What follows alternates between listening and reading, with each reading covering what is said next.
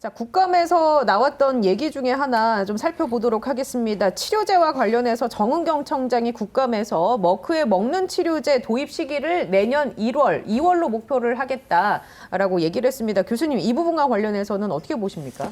저 정말 할 얘기가 많습니다. 그러니까 이제 정 청장께서 국감에서 이렇게 말씀하셨으니까 공식적인 정부 입장이다 이렇게 볼 수 있는 거죠. 그러는데 이제 하나는 일단 머크의 먹는 치료제가 올해에는 승인이 나기가 좀 어려워 보입니다. 일정상. 그러니까 이제 내년 1월이나 2월 달에 승인이 날 가능성이 있다는 거죠. FDA에서의 승인 얘기하시는 그렇습니다. 겁니까? 미 FDA의 승인이 그렇습니다. 그러면은 이제 미 FDA 승인이 난다고 해서 바로 우리가 도입할 수는 없습니다. 우리나라도 이제 승인 절차가 있거든요. 그러니까 우리나라에서 승인 절차를 다 감안한다고 하면 우선 정 청장이 말씀하신 1월에서 2월에 도입이 되기는 다소 어려워 보입니다. 우리나라에서 절차가 있기 때문에.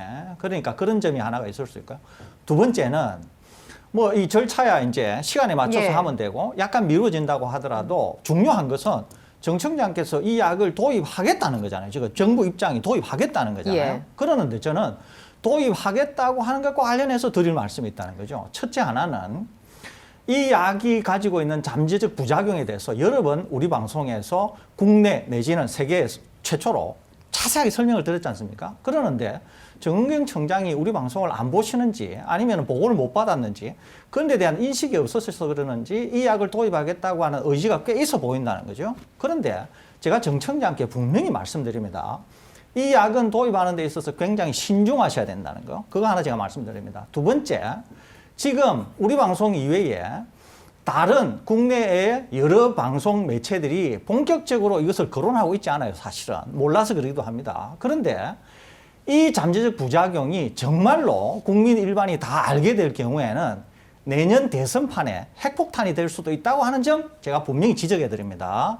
그렇기 때문에 정 청장이 지금 모르고 이런 말씀을 하시는 것 같은데 이걸 일반 국민이 알게 되면 정말로 심각한 상황이 도래할 수 있습니다. 제가 분명히 경고드립니다. 동시에 국내에는 셀트리온의 항체 치료제, 제가 분명히 말씀드리는데 셀트리온 항체 치료제가 지금 머크 치료제보다 훨씬 좋다고 말씀드린 바 있습니다. 그리고 국내에 우리의 세금이 들어가서 개발이 된 약이지만 정부 당국이 행여라도 특정 기업 밀어주기 같은 걱정 때문에 이 약을 광범위하게 사용이 되지 않는다고 하면은 그런 인식도 바꿔야 될 필요가 있다는 거죠. 왜냐하면은 머크 치료제가 정말 안전하고 좋은 약이면은 전혀 반대할 이유가 없지만은 머크 치료제가 잠정적인 안전성 우려가 있잖아요.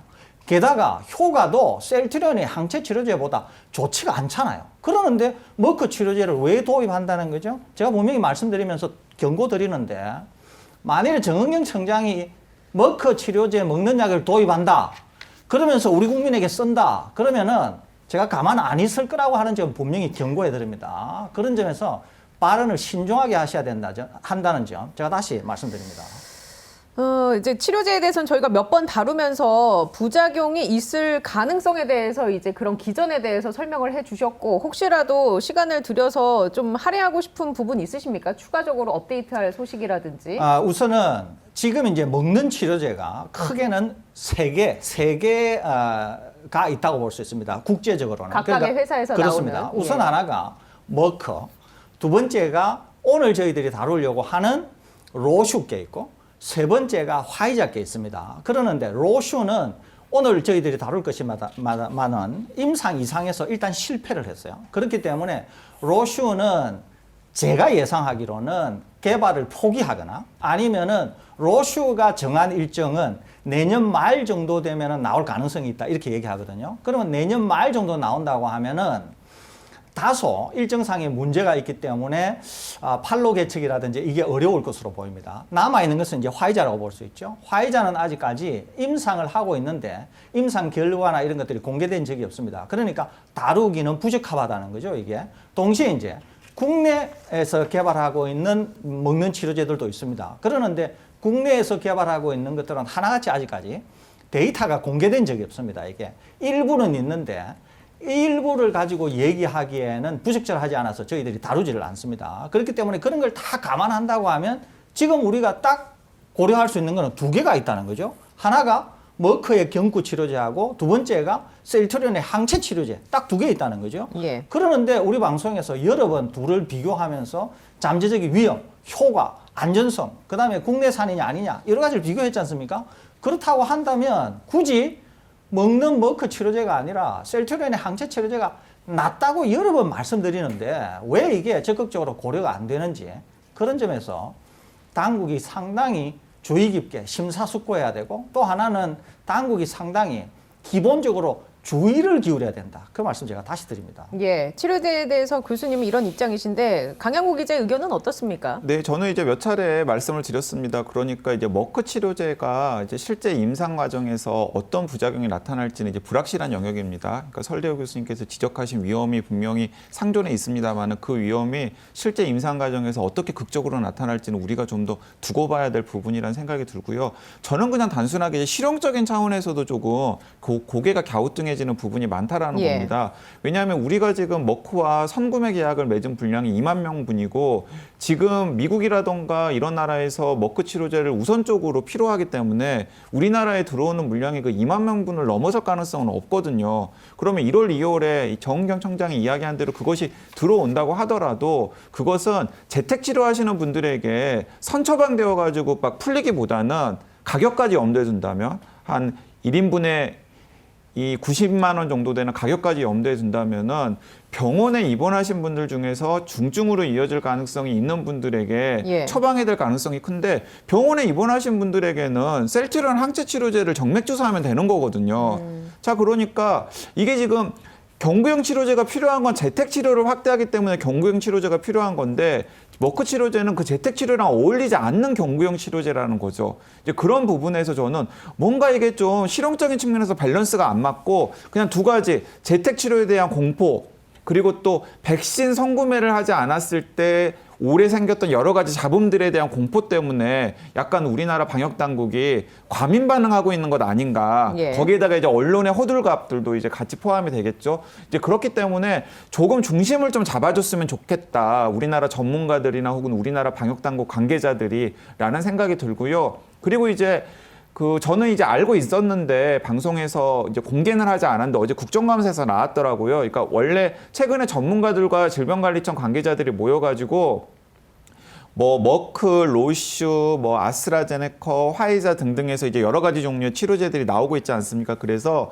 내년에 한 50만 명분 정도로 치료제를 구매를 하겠다라고 일단 잠정적으로 결정을 했던 것으로 보입니다. 근데 이제 어제 국정감사에서 지금 확보했던 4만 명분보다 10배가량 더 필요하다면서 예산 확대 필요성을 정은경 청장이 이야기했지 예. 않습니까? 이제 그게 이제 같은 맥락인 거죠. 4만 명에 이제 곱하기 10을 하면 40만 명인데 실제로는 질병관리청 내부적으로는 한 50만 명분 정도를 확보하는 것으로 정해졌다라고 하는데 그 포트폴리오는 머크가 될지 화이자가 될지 혹은 뭐 아스트라제네카에서 만든 게 될지 항체 예. 치료제가 될지 그런 건 이제 아직 모른다라는 거죠. 그러니까 그 나온 워딩을 보면 현재 세계사와 계약을 논의 중이라고 밝혔다. 이 정도만 나와 있는 상태여서 어떤 약을 얼마치를 구매를 할지에 대해서는 아직 나와 있는 게 없습니다. 네, 그래서 이 세계사는 지금 머크는 좀 확실하게 들어가 있는 거고 화이자. 화이자도 아마 들어가 있을 거라는 생각이 들고요. 예. 거기에 뭐 아스트라제네카나 로슈 같은 것들이 검토가 되었을 때는 사실 로슈는 지금 임상 이상에서 엎어졌기 때문에 고려 사항이 아닐 거고요. 네, 자 그러면 머크 치료제와 관련해서 설 교수님은 이런 입장을 저희 방송을 통해서 계속 말씀을 해주시고 계시는데 다른 전문가들은 어떤 견해를 내놓고 있습니까? 네, 일단은 다른 전문가들 같은 경우에는 이제 약의 기전보다는 왜냐하면 지금 설대호 교수님께서 이야기하시는 약의 부작용은 지금 세포 수준에서의 부작용이 그 논문으로 나온 것이기 때문에 동물 실험이나 혹은 일상 이상 사람을 대상으로 한 임상 시험에서 심각한 부작용이 나타나지 않다면 허가받는 데는 큰 문제가 없지 않겠느냐라는 견해를 일단 우리나라에 임상을 하는 예. 전문가들은 가지고 있는 것으로 보입니다. 어쨌든 임상을 통과했으니까요. 임상을 통과했으니까요. 예. 그런데 이제 거기에서 이제 설대호 교수님은 아마 이렇게 반론을 하실 것 같아요. 왜냐하면 설대호 교수님께서 이야기하는 부작용의 경우에는 장기적으로 검토를 해야 되는 부작용이기 때문에 이건 조금 우리가 두고 봐야 될 필요가 있다라고 생각을 하실 것으로 지금 발표된 보입니다. 논문에서 담을 수 없는 내용일 수도 있으니까요. 네네. 예. 근데 이제 그런 전문가들은 일단은 임상이 통과가 됐으니까 뭐 부작용이 있더라도 일단은 뭐 승인하는 데는 지장은 없을 것이다. 그러니까 FDA에서는 승인을 할 가능성이 크다라고 보는 것 같습니다. 그리고 그 네, 약을 우선- 도입할 가능성도 있다 우리나라에. 네, 우선 하나는 이건데요. 지금 우리나라에 이제 강 기자님이 말씀하시는 이런 전문가들이 하나같이 제가 파악해 본 바로는 이 사람들이 지금 이 몰뉴피라비르 그러니까 머크의 먹는 치료제의 작동 기전을 모르는 사람들이 태반이에요. 그러니까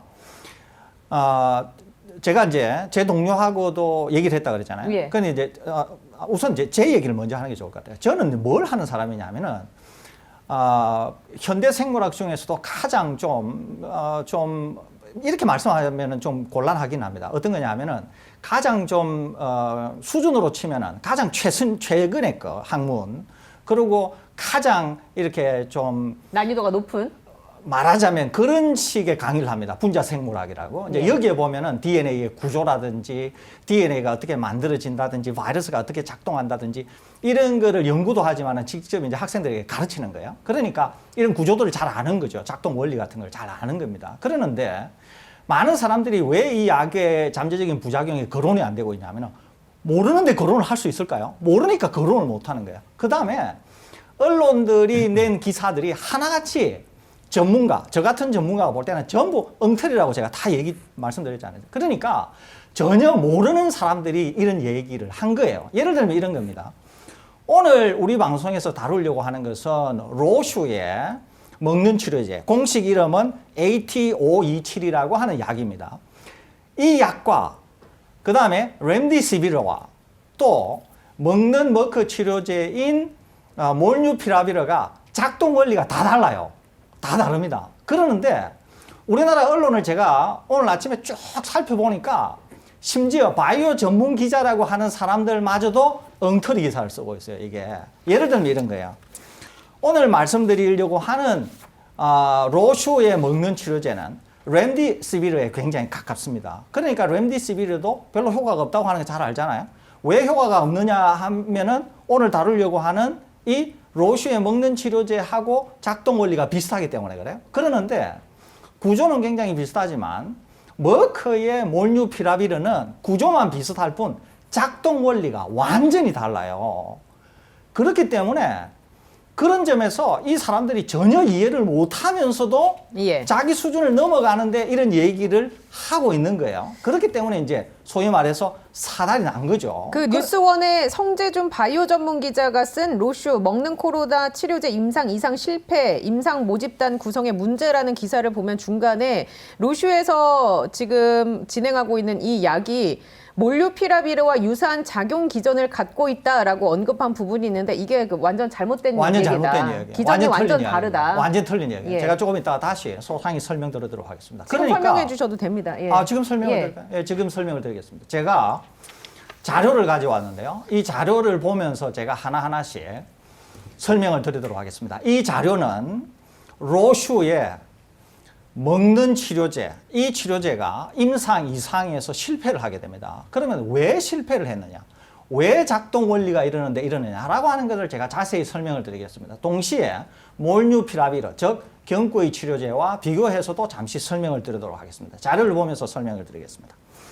지금 보여드리는 이 구조가, 이 그림, 이 구조체가 로슈에서 임상 이상을 실패한 바로 그 약입니다. 이것도 렘디시비르나 그 다음에 머크의 경구 치료제와 마찬가지로 뉴클레오사이드 아날로그라고 합니다. 그러는데 몰뉴피라비르는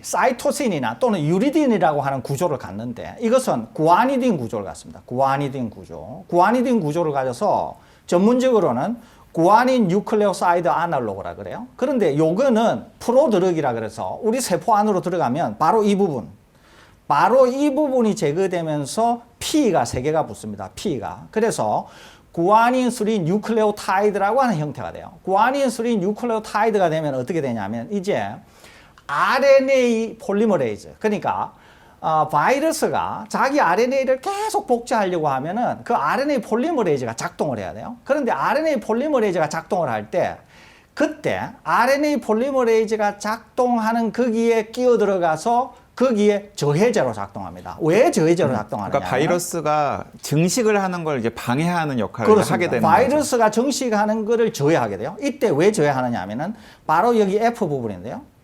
이 F 부분 때문에 요 물질은 절대로 DNA에는 끼어 들어갈 수가 없어요.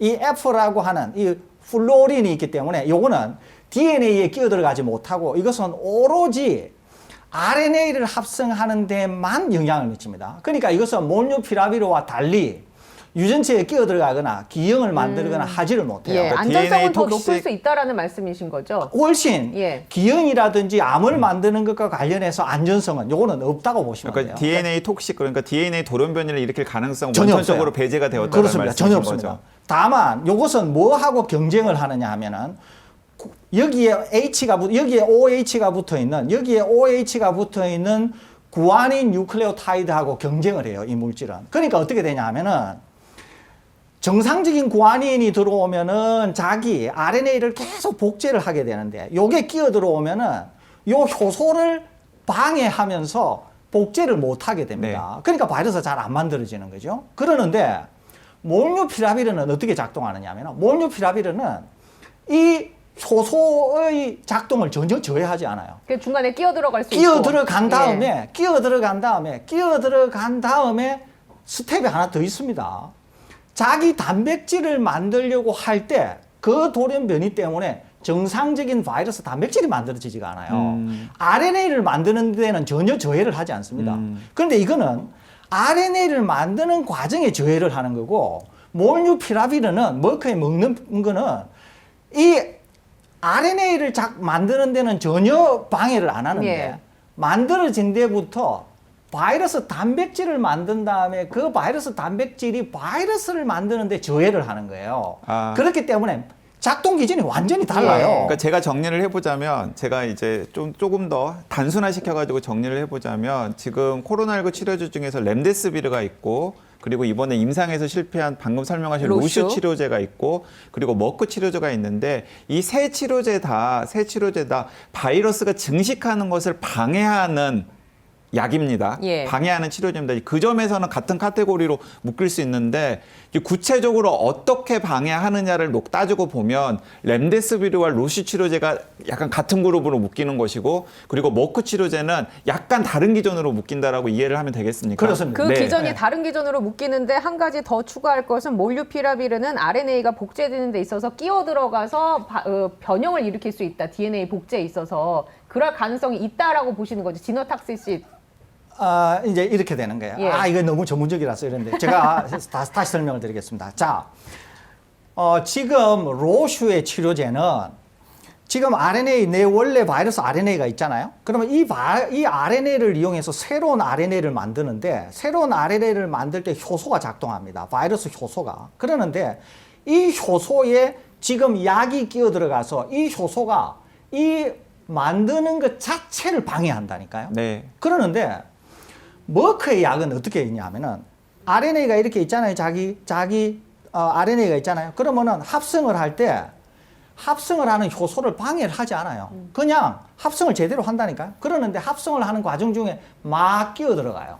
끼어 들어가서 이제 바이러스 RNA가 만들어졌잖아요. 그런 다음에 뭘 하느냐면 이 RNA에서 추가적으로 RNA를 만들어요. 추가적으로 RNA를 만들어서 이 RNA를 이용해서 바이러스 단백질들을 막 만듭니다. 그리고 이 단백질을 이용해서 이 RNA를 공 안에다가 집어넣어서 바이러스를 만들게 돼요. 그러는데 추가적으로 RNA를 만드는 이 단백질이 아까 끼어 들어간 것들 때문에 정상적인 단백질이 안 만들어져요, 이게. 네. 이거는 이제 약의 기전 원리고요. 그 다음에 그 몰누피라비르의 이제 그 전구체 이제 중간에 이제 전달체 같은 경우에는 DNA에 끼어 들어가 가지고 DNA 변형을 초래할 수 있는데 이건 약간 또 다른 문제이기 때문에 자, 그러면 그러면 안 요약하면- 됩니다. 네, 그렇습니다. 네. 그래서 자, 예. 렘디시비르하고 로슈의 치료제는 기형이라든지 암을 만드는 작용 자체가 없다니까요. 예. 이것은 그러는데 안전성에서는 더 높다라고 볼 수 있겠네요. 그렇습니다. 그러는데 몰누피라비르보다. 머크의 몰누피라비르는 요게 RNA에 끼어 들어갈 뿐만 아니라 변형을 일으켜서 DNA에 끼어 들어간 다음에 DNA에서 돌연변이를 네네. 유발할 수 있다니까요. 그렇기 때문에 작동 원리가 완전히 달라요. 자, 작동 그러는데 원리가 다르다라는 것을 저희 방송을 통해서 팩트 체크를 해드렸고 기자분들은 이 작동 기전과 관련해서 기사를 쓰실 때는 분명히 이 점을 염두에 두고 써야 된다. 그렇습니다. 예, 그 점을 하나 짚을 수 있겠고요. 그렇습니다. 네, 교수님 그다음에 제가 그럼 한 가지 질문을 좀 추가로 드리겠습니다. 그러면 왜 그러면은 렘데시비르나 혹은 로슈에서 그 지금 개발하고 있는 약 같은 경우는 어쨌든 간에 RNA 복제를 방해하기 때문에 바이러스가 증식하는데 방해하는 역할을 할 것 같은데 막상 체내에서는 그렇게 효과가 없는 것으로 왜 효과가 나타나는 겁니까? 없느냐면 이것 때문에 그래요.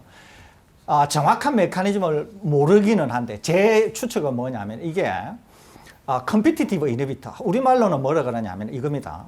자, 내가 필요로 하는 게 이거예요. 그런데 약이 이거하고 구조가 굉장히 비슷한 거예요. 네. 그러면은 효소가 이것도 사용할 수 있고 이것도 사용할 수 있거든요. 그러면은 약이 효과가 좋으려고 하면 어떻게 하면 될까요? 농도가 높아야 돼요. 이게. 농도가 높으면 높을수록 내가 이것을 사용하기보다는 이것을 사용할 수 있는 기회가 많아지는 거예요. 그러니까 가짜 부품을 사용하는 거죠. 그렇죠. 네네. 그런데 가짜하고 진짜하고가 거의 차이가 없다니까요. 그러는데 농도가 만일에 이게 충분하지 않으면 어떻게 되냐면은 요걸 이용할 수 있겠죠. 네. 그런데 이제 생각해 보셔야 되는 거예요.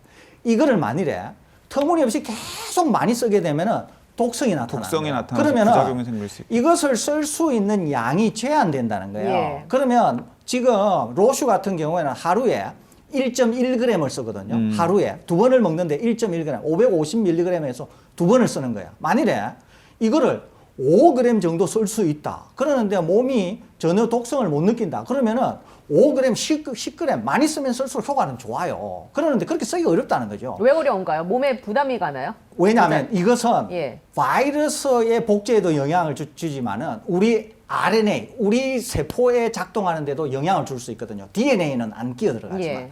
그렇기 때문에 약을 계속 농도를 높일 수가 없어요. 그러면 농도를, 이거를 맥시멈 도즈, 최대 용량이라고 하는데 최대 용량을 줬음에도 불구하고 세포 안으로 들어갔을 때 이 원료 물질에 대비해서 이게 농도가 그렇게 높지 않으면 어떻게 될까요? 효과가 저해 떨어지는 효과가 네, 떨어진다는 떨어지는 거죠, 거죠. 이게. 그래서 이런 문제가 생기는 거예요. 그러니까 렘디시비르나 지금 로슈의 로슈의 치료제는 기본적으로 이런 한계를 갖고 있는 거예요. 그러니까 바이러스 농도가 확 떨어지지가 않는 거죠. 그런데 몰누피라비르는 작동 기전이 완전히 다르다 그랬잖아요. 예. 그러니까 작동 기전상으로만 보면 머크의 몰누피라비르는 엄청난 약이에요, 이게. 완전히. 그러니까 소위 말해서 죽일 정도로 좋은 치료제인가라는 거죠. 그 만일에 몰누피라비르가 DNA에 끼어가는 영향만 없이 지금과 같이 작동하는 식으로 만든다고 하면은 이거는 소위 말해서 초 대박을 쳤을 거예요. 그러는데 딱 걸림돌은 뭐냐 하면은 DNA에 끼어 들어가는 이 잠재적 부작용을 얘들이 없애지를 못하는 거예요, 이게. 본질적으로 그런 것들 때문에 지금 서로 다르다는 겁니다, 이게. 그러니까 우선 그거 하나 하고 두 번째는 임상 이상에서 실패를 했잖아요. 예. 제가 저번 방송에서 뭐라 그랬죠? 미 FDA에 clinicaltrial.gov라고 하는데 들어가면 자료가 다 있다 그랬잖아요. 제가 자료를 가져왔는데요. 그 자료를 보면서 다시 설명드리겠습니다. 이게 임상 이상 실패한 로슈의 먹는 치료제에 대한 임상 결과입니다. 여기 나오죠? Study to evaluate the efficacy, effects of 이 AT527이라고 하는 게 바로 그 약입니다. 이거는 클리니컬 페이즈 2, 여기 보면 페이즈 2라고 있죠? 임상 이상, 언제 시작이 되었고, 양은 어떻고 그런 겁니다. 이거는 언제 시작이 됐냐 하면은, 올 초에 시작이 됩니다. 2021년 올 초에 시작이 됩니다. 양은, 여기 보면은 양은 얼마를 사용해야 되고, 그 다음에 임상시험 환자는 여기에 220명입니다. 220명이 참여해 있고, 하루에 2번을 주는데, 하루에 한 번 줄 때 550mg을 먹고 막 어떻게 하고 다 있습니다. 여기 보면 환자는 어떻게 해야 되고 그러는데 이제 이게 임상 실패를 했다는 거죠. 그러는데 이제 왜 했습니까? 임상 실패는 임상 우선은- 모집단 구성에 문제가 있다라고 나왔는데요. 예, 우선은 이것 때문에 실패한 거예요. 여기에 예. 보면은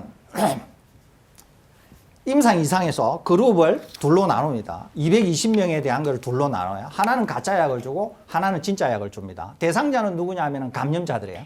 감염이 되고 나서 72시간 이내라 해야 돼요. 72시간 이내에 경증하고 중등도, 거기에다가 나이는 18세 이상입니다. 그걸 둘로 나눴다고 그랬잖아요. 하나는 가짜 약을 주고 하나는 진짜 약을 줬잖아요.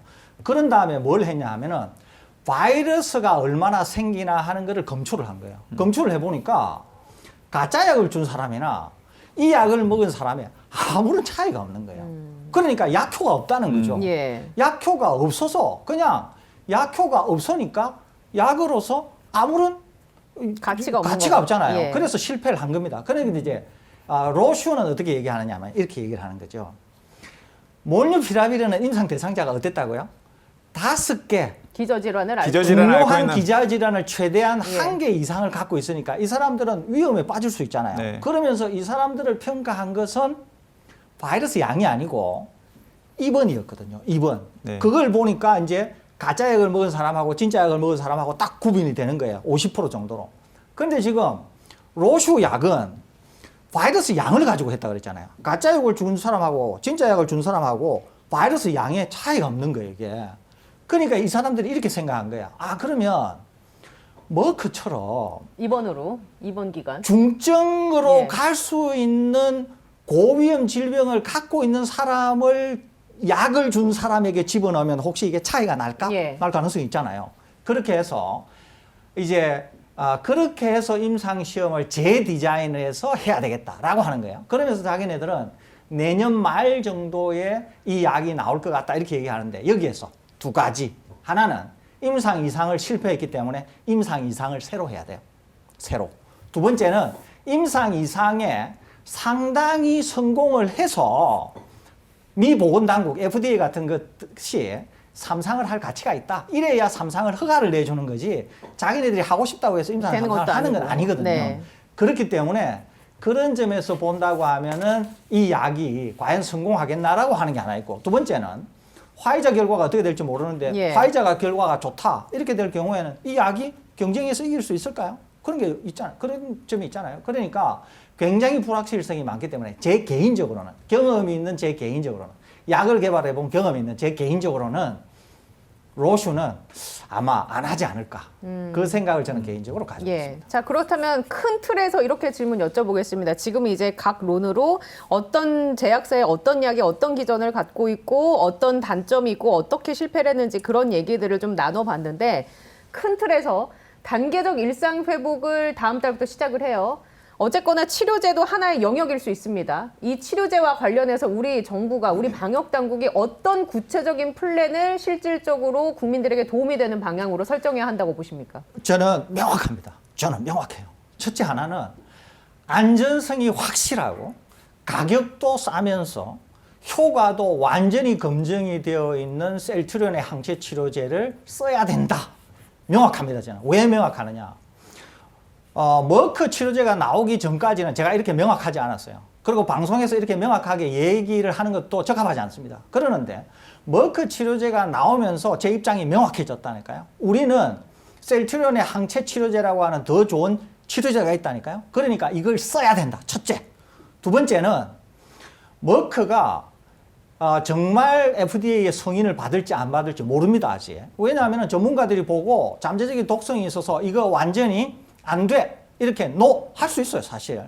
그게 하나가 있고요. 두 번째는 화이자 치료제를 우리가 모른다 그랬잖아요. 그러니까 우리한테 남아있는 잠재적인 것은 머크하고 화이자 두 개가 있잖아요. 그러니까 당국은 셀트리온의 항체 치료제를 적극적으로 쓰면서 아직 나오고 있지 않지만은 잠재적인 약을 계속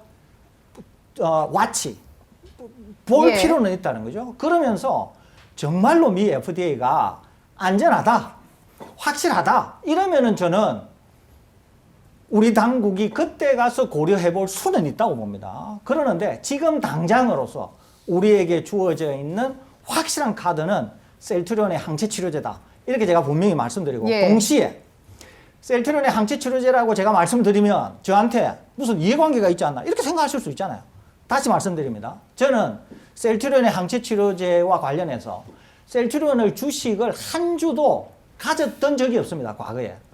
가지고 있지도 않습니다. 지금. 계좌 미래에도- 내역을 좀 공개해 주셔도 되겠습니까? 공개할 수 있습니다. 그리고 가질 생각조차도 없습니다. 그러니까 저는 이해관계자가 아니라는 말씀 분명히 드립니다. 그 네. 설대호 교수님과 제가 1년 가까이 방송을 하고 또 여러 가지 또 교류를 1년이 해왔지 않습니까? 넘게 1년 했죠. 넘게. 그 설대호 교수님 셀트리온이라는 기업에 대해서 그다지 긍정적인 시각을 가지고 아유. 계시지 않으시고요. 자, 그러면은 알겠습니다. 네, 자, 전혀 이해관계가 네. 없다라는 건 제가 보증해 드리겠습니다. 두 가지 교수님의 주장과 관련해서 두 가지를 더 여쭤보겠습니다. 일단 첫 번째, 약학사 중에 약학의 그 역사 중에 이렇게 몰루피라비르와 같이 이런 잠재적인 쥐너탁시시스의 위험을 갖고 있는 약이 승인이 돼서 현재 쓰이고 있는 경우가 있습니까? 범용적으로. 많이 있습니다. 예. 네, 많이 있는데요. 그것은 많은 항암제 중에 1세대 항암제, 많은 1세대 항암제, 예를 들면 뭐 5FU라는 것도 있고요. 5FU라는 게 5에 플로로유라실이라 그래서 그런 구조를 갖고 있습니다. 5FU라든지 그 이외에 좀 전문적이기는 합니다만 알킬레이팅 에이전트라 그래가지고 DNA를 바로 직접 근데 그렇다면 그 약들도 쓰이고 있잖아요. 있습니다. 현장에서. 예. 그럼 이제 같은 맥락으로 몰루피라비르도 전국 세계적인 팬데믹 상황 속에서 그런 잠재적인 위험이 이론상으로 있지만 쓰일 수도 있는 거 아닙니까? 근데 이제 방금 예. 말씀하신 약은 그 약의 이익과 그다음에 약을 쓰지 않았을 때 비용을 놓고 봤을 때 약의 이익이 크다라고 생각이 되기 때문에 중증 암 환자와 같은 분들에게 처방이 되는 그렇습니다. 거죠. 예. 그러니까 특정 환자들에게 그 약이 꼭 필요할 수 근데 있기 때문에 위험을 감수하고. 지금 우리한테 예. 필요한 먹는 코로나19 치료제는 비교적 고위험군이면 비교적 증상이 가벼운 분들에게 무차별적으로 처방이 되어야 되기 때문에 우리가 그걸 게임 체인저라고 언론에서 호들갑을 떨고 그다음에 우리나라도 예. 구매를 해야 된다라고 하는 거지 않습니까? 그러니까 거기에 비하면 이 잠재적으로 설대호 교수님이 생각하시는 부작용의 크기가 너무 크다라는 거죠. 예를 들면 이런 거죠. 우리나라에 지금 한번 볼까요? 이제 잠재적 일상 회복, 이제 단계적 일상 예. 회복으로 갔어요. 단계적 일상 회복으로 갔는데 지금 머크 치료제가 얘기가 된 이유가 뭐죠? 재택 치료하는 모든 사람에게 쓸 수 있을 것 같이 언론이 바람을 잡아서 문제가 생긴 거잖아요. 그러니까 만약에 그 부분은 이제 없어졌다고 치고 네. 정부 당국에서 일단 구비를 해놓고 네. 중증으로 가기 이전에 고령층이나 기저질환자들에게 선택적으로 의료진의 판단하에 쓰겠다 하면 어떻습니까? 안 된다니까요. 왜 그것도 안 되느냐 되는. 하면은 예. 셀트리온의 항체 치료제라고 하는 수단이 우리에게 있다니까요. 그러니까 이제 똑같은 상황에서 더 안전성이 검증되고 더 효과가 좋은 옵션이 있는데 네. 왜 굳이 그걸 외국에서 수입해가지고 예. 쓰냐는 거죠. 알겠습니다. 그럼 자연스럽게 두 번째 질문으로 이어집니다. 셀트리온도 글로벌 기업이잖아요. 그런데 왜 이 약의 가치를 국내에서나 아니면 해외에서는 이렇게 인정을 안 하고 있는 걸까요? 인정을 안 하는 건 아닙니다. 첫째, 예. 셀트리온이 항체 치료제를 개발한 순서가 전 세계 세 번째예요. 두 개가 미국산입니다. 순수한 미국산이 아니라 중국 기술하고 합작이 된 미국산이거든요. 요즘에 지금 우리가 보고 있는 먹는 경구 치료제도 다 로슈 게 아니잖아요. AT라고 하는 회사 거거든요. 이런 식으로 기술 도입이 된 겁니다. 그러니까 미국에는 리제네론 또 뭐 이런 어떤 회사들이 이미 두 개가 있어요. 얘들은 긴급 사용 승인을 받았는데 어디 긴급 사용 승인을 받았냐면 미 FDA 사용 승인을 받은 거예요. 미 FDA 사용 승인을 받으면 어떻게 될까요? 전 세계로 팔로 개척하기가 쉽잖아요. 예. 그런데 지금 셀트리온의 항체 치료제는 미 FDA나 유럽의 EMA에 승인을 아직 못 받았거든요. 지금 긴급 사용 과정 중에 승인을. 있습니까? 과정 중에 있거든요. 그러면 전 세계 다른 국가들이 가격 차이는 물론 셀트리온이 외국에서조차도 약간 싸기는 할 겁니다. 그렇지만 이미 외국에서 미 FDA나 EMA 승인이 난 미국 제품을 선호할까요? 셀트리온 제품을 선호할까요? 그런 문제가 상존하는 거죠. 그러니까 셀트리온이 뭘 잘못했다는 게 아니라 제가 드리는 말씀은 개발이 이렇게 늦어지게 되면은 경쟁을 하기가 굉장히 어려워진다는 거죠. 그러면 어떻게 해야 되겠어요? 셀트리온이 예를 들면은 더 좋은 예를 들면은 뭐 다른 제품은 델타 변이에 대해서 작동을 잘 못하는데 셀트리온은 델타 변이에 대해서 뭐 굉장히 잘 작동을 한다든지 또는 다른 먼저 간 애들은 가격이 100인데 셀트리온은 가격을 한 70 정도 받는다든지 또는 어떤 아주 특장점이 있다든지 어떤 이러면은 상대적 우위에 있는 뭔가가 있어야 된다. 그렇습니다. 그런 경쟁이 있겠지만 예. 만일에 그런 것들이 소위 말해서 도토리 키재기 정도라고 하면 먼저 나간 애들을 이기고 시장을 뚫는다고 하는 것은 기본적으로 어렵다는 거예요. 거기다가 먼저 나간 애들은 미 FDA 승인을 받은 거라니까요. 미 FDA 승인이 어떤 거라고 하는 거는 잘 아시지 않습니까? 그러니까 이런 문제가 있다는 거죠. 다만 우리 국내에서는 셀트리온의 항체 치료제를 안 쓸 아무런 이유가 없잖아요. 동시에 셀트리온이 다른 저개발 국가에 다소 가격을 낮춰준다고 하면 그런 점에서 본다고 하면은 다른 국가들에게서도 셀트리온 항체 치료제를 쓸 동기가 생기겠죠. 그런 점들을 왜 당국이 고려를 안 하느냐? 저는 그런 점을 말씀드린다는 겁니다. 이제 셀트리온은 원제가 있죠. 제가 이런 말씀까지 드리면 조금 복잡하긴 합니다만은 그 셀트리온의 이 서정진 회장이 너무나 언론 플레이를 많이 했어요. 그래서 실제로 그냥 언론 플레이 같은 거 없이 정당하게 약 개발한 다음에 임상시험 통과해가지고 약효로 검증을 받으면 되는데 뭐 TBS 뉴스공장에도 출연을 하고 뭐 MBC 어디에도 출연을 하고 하면서 계속해서 셀트리온 항체 치료제가 글로벌 게임 체인저가 될 것이라고 너무나 홍보를 많이 했지 않습니까? 이제 그런 것들이 제가 보기에는 지금 상황에서는 오히려 마이너스가 된 것 같습니다. 오히려 역풍을 맞았다. 네.